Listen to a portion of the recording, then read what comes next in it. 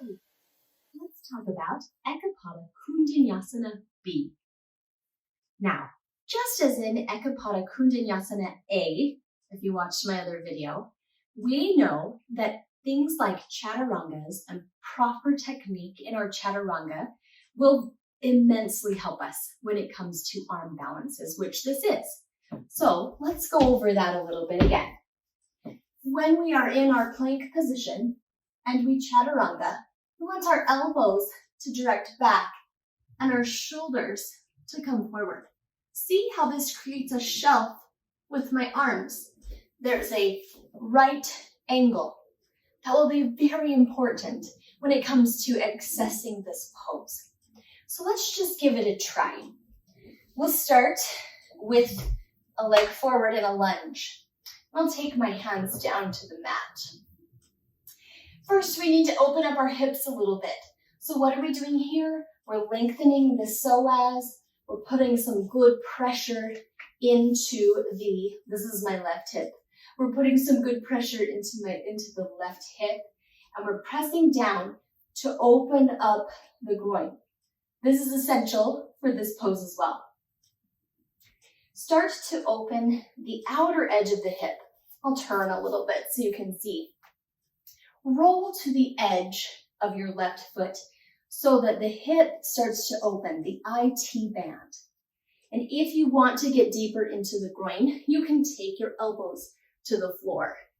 We will need this greater depth as we come forward through the arm balance. So just feel that opening happen. Then we'll need to get even a little bit deeper. Take your left hand around to the outer edge of your left foot. So it's wrapping. And already we're going to have some connection. Our thigh is going to connect to the top of our arm. So you wrap it around, and I've got my shoulder just on the outside of that inner thigh, and the arm, the hand, firmly planted on the floor. Now this other hand is important too. It needs to act as part of our support. So it's not way out here. It's like the distance of a chaturanga. So about that position.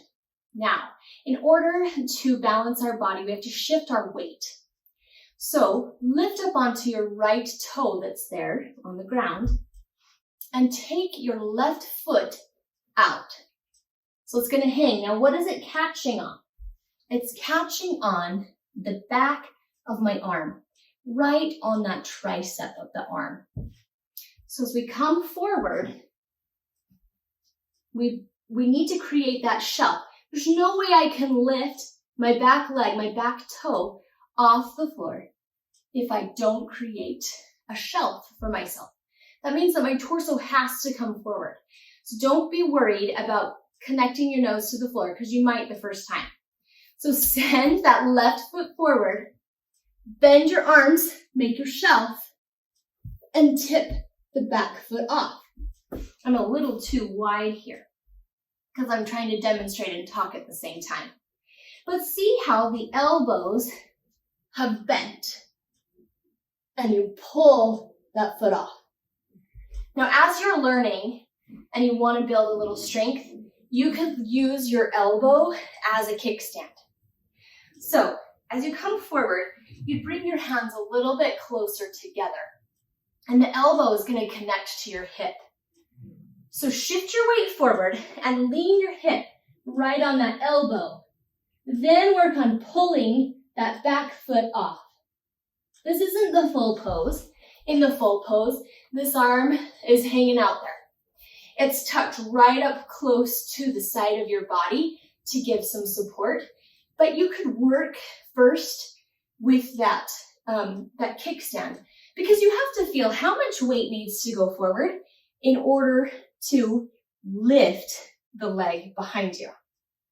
That's one side. Let's see what we can do on the other side.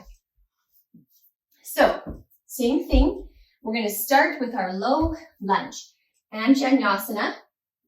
Long length through the psoas, the front of the left hip now. some energy into that right hip, pressing down and forward through the groin. Now look at the alignment here. The knee stacked right on top of your ankle, so you're not pressing your knee forward of your toe and compromising the knee. Feel that press down and forward. Now go a little deeper. Right hand to the inside of the right foot, roll onto the right pinky edge, opening up the outer part of the hip. Again, I'll just shift a little so you can see a better angle.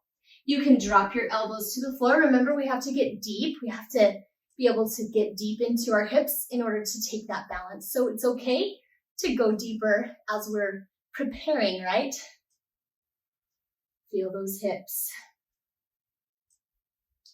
Now, take your right hand around to the outside of the right foot, and we're ready to connect. The leg is going to connect right on the tricep.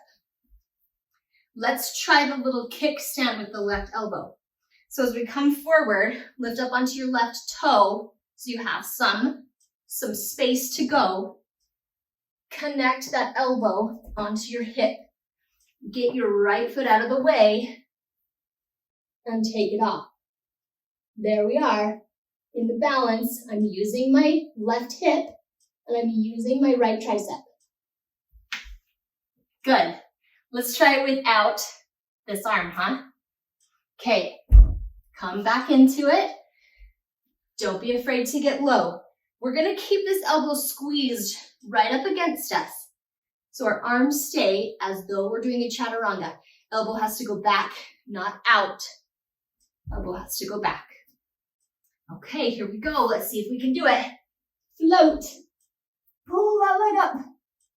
Nice. I hope you did it. I held it for a second. Sometimes a second is what you get, right? Beautiful. Try it on the carpet. You might do a couple of nose plants to begin, but have fun with it. Build up some strength, work on your abdominal strength, work on your arms, and you'll be able to enjoy Eka Pada Koundinyasana B.